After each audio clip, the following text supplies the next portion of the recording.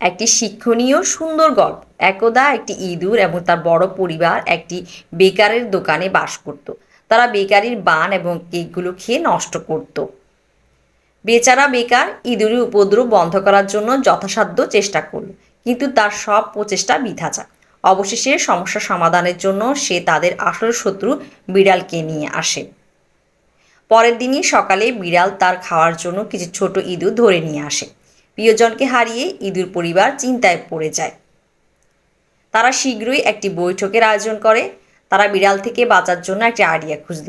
শেষ পর্যন্ত তারা বিড়ালের গলায় ঘণ্টা ঝুলানোর সিদ্ধান্ত নেয়। এতে যা হবে, বিড়ালটি যখন হাঁটবে ঘণ্টার আওয়াজে তারা সতর্ক হয়ে যাবে।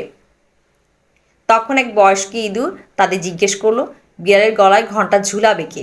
কেউ হাঁ বলল না, বরঞ্চ সবাই চুপ করে রইল। গল্পের নৈতিক: কথায় নয়, কর্মেই আসল সত্য প্রকাশ পায়।